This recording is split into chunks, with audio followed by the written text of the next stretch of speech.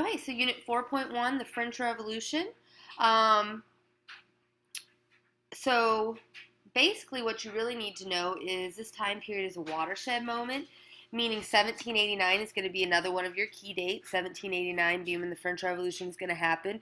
So what watershed means is that everything was one way before, but everything is going to be different after, and that's what the French Revolution is going to do.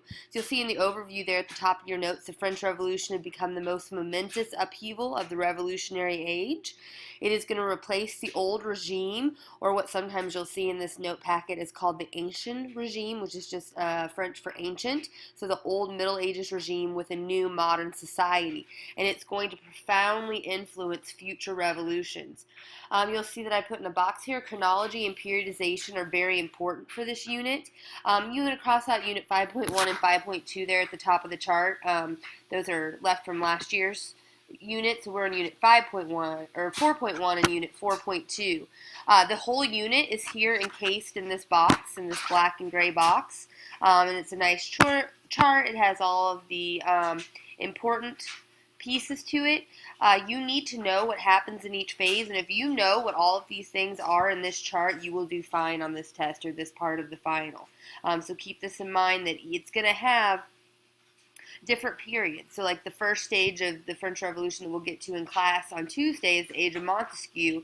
That's going to be, based more around the Enlightenment thoughts of Montesquieu, or that base. Second phase, the age of Rousseau, 1792 to 1799, is going to be more about that alignment. We know Rousseau was kind of an outlier, that alignment of Enlightenment ideals. And then, of course, to finish with the age of Voltaire before will be Napoleon's empire and enlightened despotism, 1799 to 1815. So we're going to look at it in three stages. But first, we have to set up some background knowledge, and that's what the purpose of today's lecture is. So Louis XV, of course, we know we left off with Louis XIV. Our wonderful groups have presented Group 1 and Group 4 on Louis XIV. Now Louis XV is going to come in after Louis XIV's death. He's going to rule from 1715 to 1774. He is also 5 years old when he takes the throne, and he is the great-great-grandson of Louis XIV. Because all of the other heirs, Louis ruling for so long, are deceased, and so he is going to be the next in line. Now remember, under Louis XIV, as our groups told us, and one of the characteristics of an absolute monarch is there had been little power in the nobility. So we are going to see now we have a child king coming in. Remember what their nobility did to Louis XIV when he was a child? They try to take power, and since there's not really a count or anyone really in charge at this time that is as strong as we saw during Louis XIV, the nobility is going to gain significant influence during Louis XV's reign, and this is really going to start to set the stage for our French Revolution. There's another reason for this, not just because Louis is a child king, but when he gets older, he is also going to have ministers and mistresses who exercise extreme and undue influence on him. This is going to make him look weak and undermine him. His ministers and mistresses control affairs of the state and undermine the prestige of the monarchy, and so this will be another problem he faces, which is why the nobility will start to gain influence. One of those mistresses is Madame de Pompadour. She is his most famous mistress of the 18th century, and she influenced Louis XV in making important government decisions and giving advice on appointments and foreign policy. And where this is really going to get him in trouble is people really know how much of an influence she has, and she is actually going to be blamed by some for the 7 Years' War, because the people that she let or had put into power around Louis are the ones that supported France to be involved. And if you remember the result of the 7 Years' War, that France is going to, lose significantly there, especially when it comes to North American territories and what was the French and Indian War. And so this definitely cuts down on the prestige of the monarchy here. Not a problem that Louis XVI would have. What he said went, the prestige was high in that time, but we're going to see for Louis XV, we're going to start to have some problems. So, the High Court of Paris, we've talked a little bit about, the Parlement. The groups talked a little bit about this. It is different than a parlement, like in Great Britain. It is more of a judicial body or an advisory council, and it is different in the sense that it kind of advises and makes judgments or approvals where the parliament in Great Britain would be more of a legislative body. So keep that difference in mind. It's going to be restored in this time period with the power to approve or disapprove the king's decrees. There's like 13 to 14 of these parlements in France at the time, one in Paris, but it's going to be put into action to approve or disapprove of the king's decrees. So the Parlement is going to be composed of the once members of the middle class under Louis XIV. These judges have worked their way up to the nobility of the robe by purchasing their title. So remember, we talked about old school Middle Ages was like nobility of the sword. You were just hereditarily given your title, where under Louis XIV, he's going to allow some of these new emerging middle class bourgeoisie to buy titles to limit the power of the old aristocracy or the old nobility. And so the members of the Parlement are going to be these middle class bourgeoisie that have the money to buy a title, and so they sit on the parlements. Louis is going to at this time seek to raise taxes to pay for the War of Austrian Succession and the 7 Years' War, and now he's going to have to go through this part. The Parlement gets to approve or disapprove of his decree. Now, Louis XVI would have just done whatever the heck he wanted. He was an absolute monarch, but now that the nobility has taken back some of these powers, Louis XV has to worry about getting approval. And so the Parlement of Paris is going to refuse his desire to raise taxes. He wanted to give a 5% tax on everyone. Now, up to this point, if you'll remember, only the third estate is being taxed, and we'll come back to the estates. Only the lower, not the nobility or the clergy. And who is now on the Parlement? The nobility. And so, of course, they aren't going to want to be taxed. Thus, French kings in the 18th century, and this is an important point. So thus kings in the 18th century are going to suffer a similar struggle with taxation that James I and Charles I had suffered in England over a century earlier. So about 100 years earlier, England, when we were in the Glorious Revolution of 1688 there, 100 years earlier, England had been dealing with this problem. Now we see it being dealt with in France.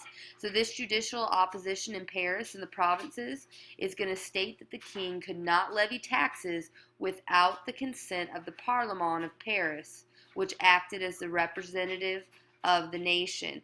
And it is going to receive, this decree is going to receive major support from educated public opinion. That's those Enlightenment thinkers, that we need these checks on the king's powers. We need things like Montesquieu. Our rights should be protected. We should get a say. And so it's going to be very popular in this time period of the Enlightenment. So in 1768, Louis XV is going to appoint René de Maupeou as chancellor and order him to subdue this judicial opposition, or subdue this Parlement. So Maupeou is going to abolish the Parlement of Paris, and its members are going to be exiled to isolated areas in the provinces. And a new and docile, so if you know what the word docile means, friendly or loyal to Louis Parlement of royal officials was created. Privileged groups are taxed once again, just as Louis XV had wanted, and philosophers and the educated public are going to become highly critical of the new Parlement and of Louis XV's authority, or of royal authority in France.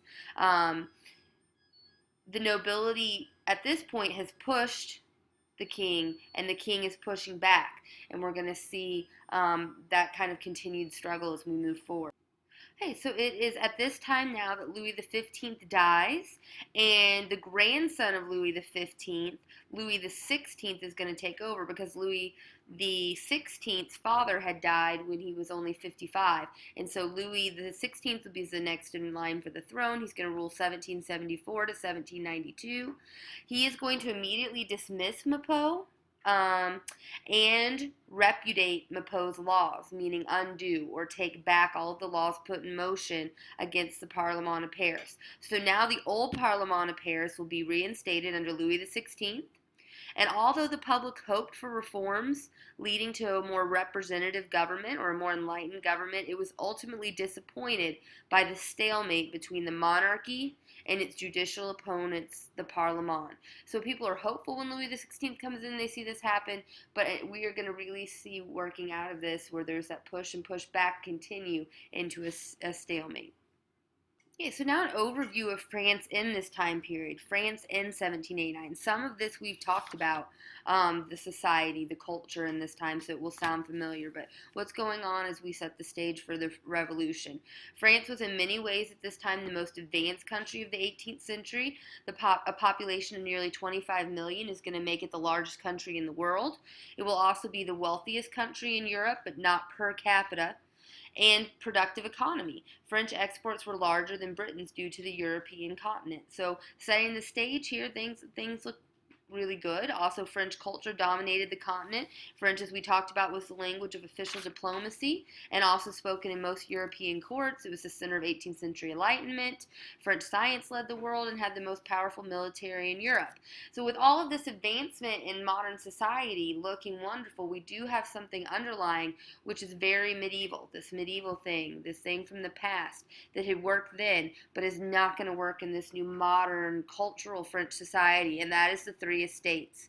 They were a remnant of medieval France and did not reflect the modern French nation, and it was composed of the clergy, which is the first estate.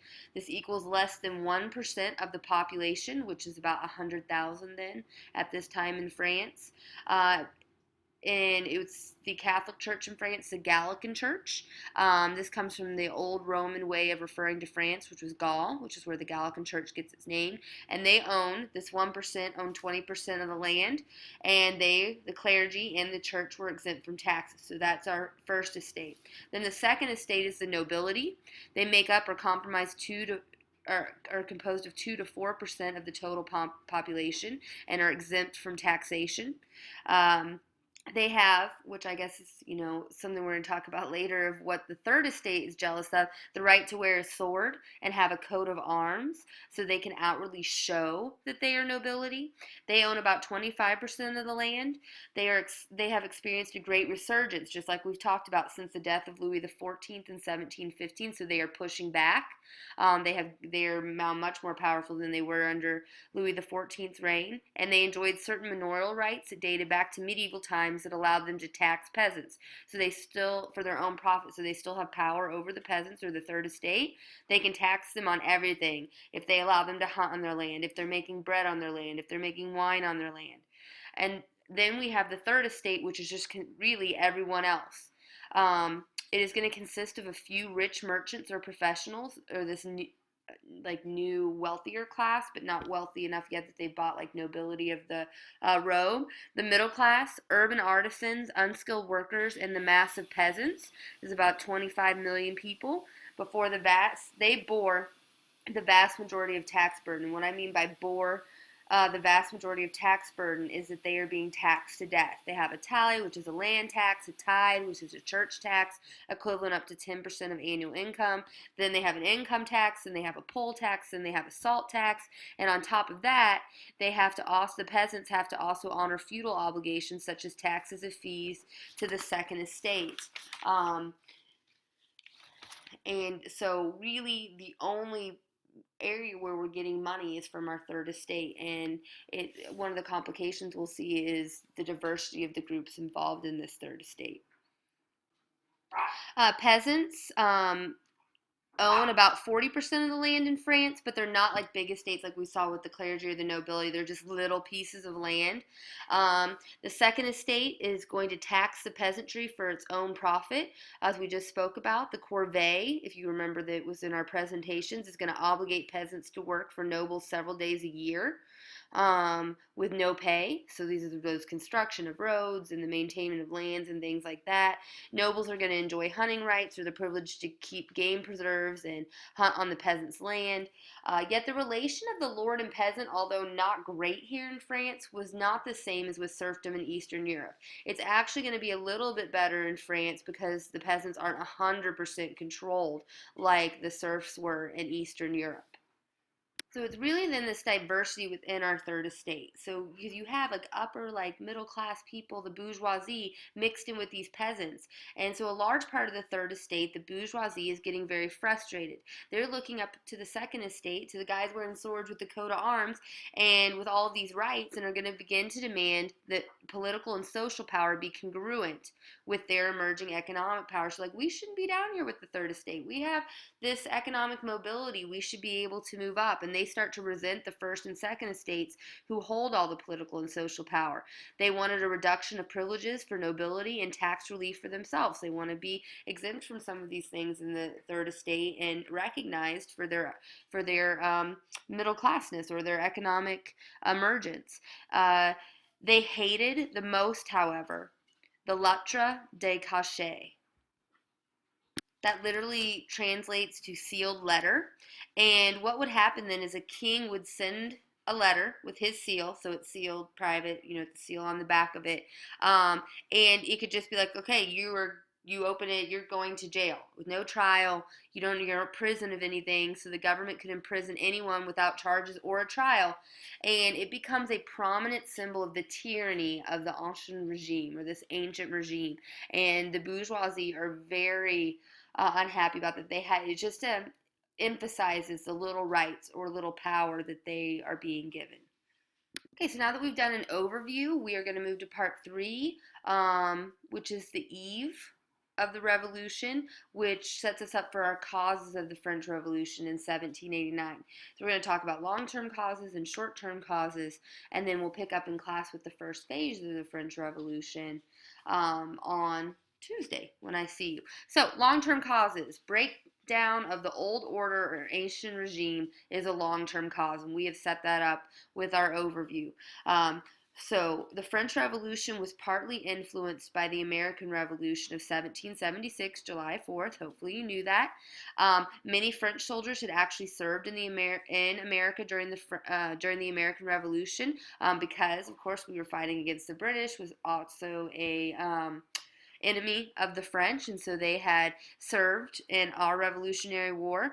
The French bourgeoisie and lower nobility were very much intrigued by American ideals of liberty that have grown out of the Enlightenment, actually in France, and the work that was taken there.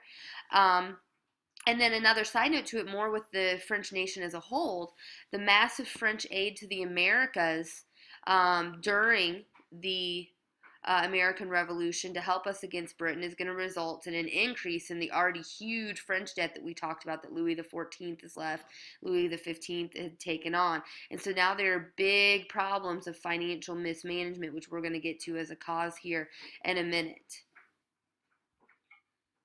So our second long-term cause or breakdown in the old order is the increased criticism of the French government that had been spurred by the rising expectations of the Enlightenment.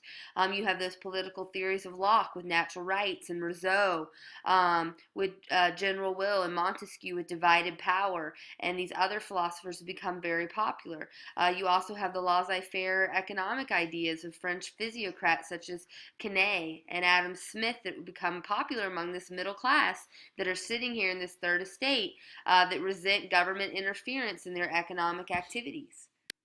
So criticism is going to mount of government inefficiency, corruption, and privileges of the aristocracy.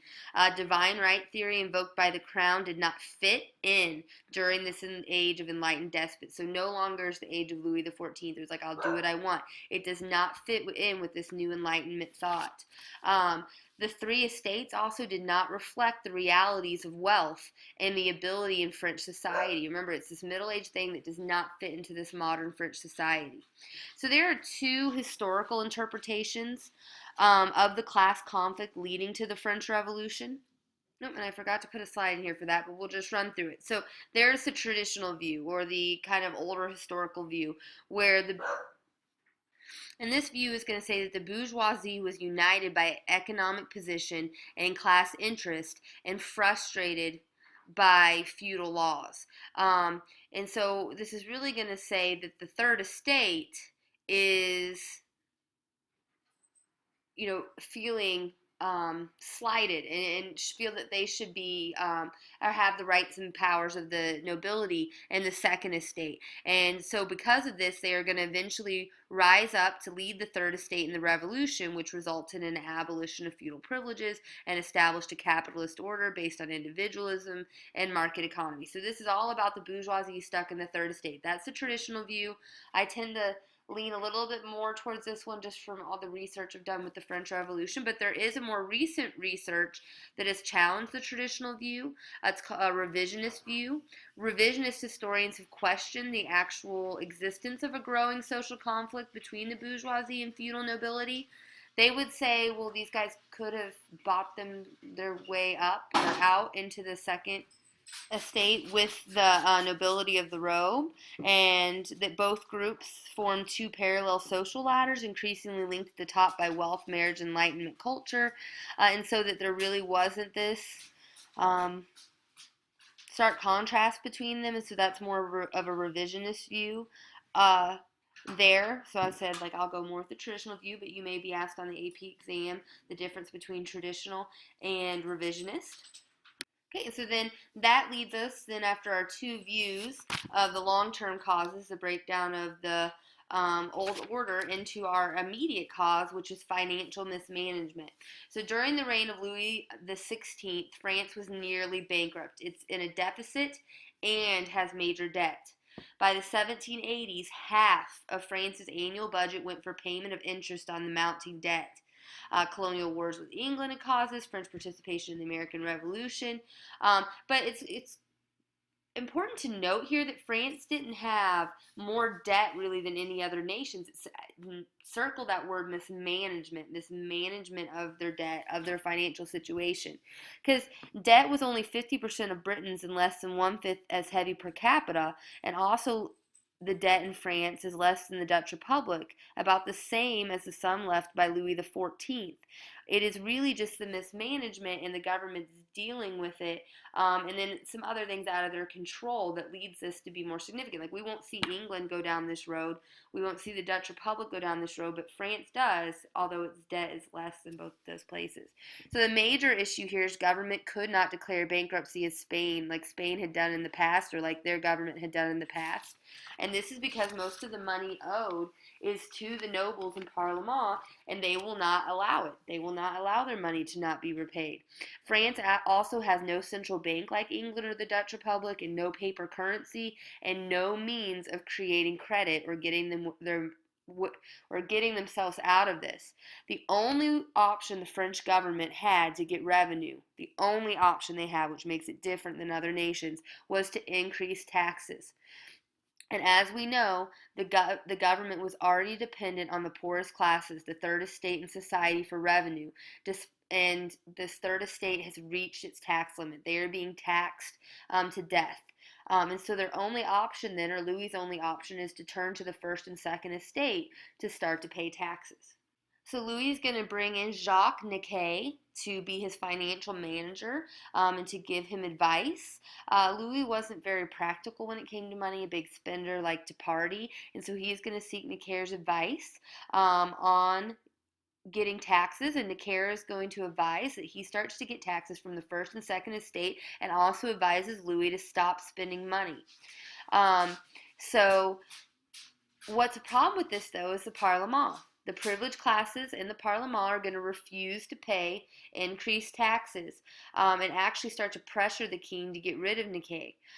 Louis XVI then is going to summon an assembly of notables, which are the high-ranking clergy and the high-ranking nobles, so just the top of the top, in 1787, hoping they would either approve his new tax program or consent to remove their tax exemptions. So what his tax program was is he wanted a 5% tax on land, but he would have also compromised if they would just consent to remove their tax exemptions to pay some sort of tax. And so this is where he is trying to strike a deal with the nobility and the clergy.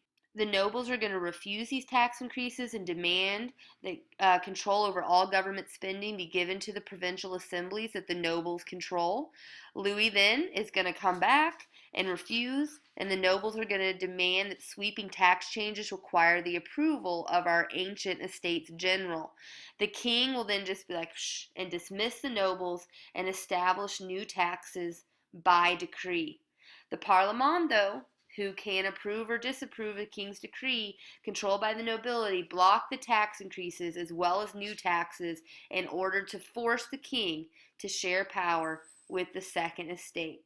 And so it is then on July 5th of 1788, with nowhere else to turn, the king is going to reluctantly summon for a spring session the Estates General. So remember, this Estates General is an old Middle Ages thing. It's only met twice ever in its existence, in 1302 and 1614. So it has been 175 years since it last met. So there is no one alive who really actually knows how it works, which is going to be a problem. So anyhow, the Estates General is going to meet on May of 1789. It's, again, that feudal assembly that represented the three estates. In 1788 to 89, though, there's actually going to be this huge excitement that sweeps over France on the eve of its first election. They're really optimistic that some changes are going to take place, a more representative government. And each state is going to be instructed to compile a list of suggestions and grievances that they are actually going to present to a king. So it's almost like, oh, this change is going to take place. And this was called the Cahiers des Doléances, which actually means notebook of grievances. So while making these notebooks of grievances, there's actually some common agreement among the three estates. All three estates agree that France should have a constitutional monarchy, and just like Britain. This comes from those Enlightenment ideals that are very popular. That individual liberties must be guaranteed by law, also an Enlightenment idea. That the position of parish clergy had to be improved, so those everyday priests' positions should be improved. Not just those of the high-ranking clergy. And an abolition of internal trade barriers, which would then hearken in those laissez-faire mercantilists of our physiocrats. So anti-mercantilism up with laissez-faire. So you can see a very Enlightenment trend even between all three estates. But the main issue dividing the three estates was how the Estates General should vote. Remember, no one's alive that has seen this happen, so it's a little unclear on what needs to go on with the voting. So this is the only issue that they really have, or the biggest issue, is how to vote to get things through. What's the purpose of their meeting is to get things done, but how do they get that done with a vote? So each estate was expected to elect its own representatives. Finance Minister Jacques Necker is actually going to oversee the convening of the Estates General, and Necker is going to convince Louis, as a goodwill gesture, to double the number of representatives in the Third Estate as a gesture to its size. Remember, they make up 97% of the population.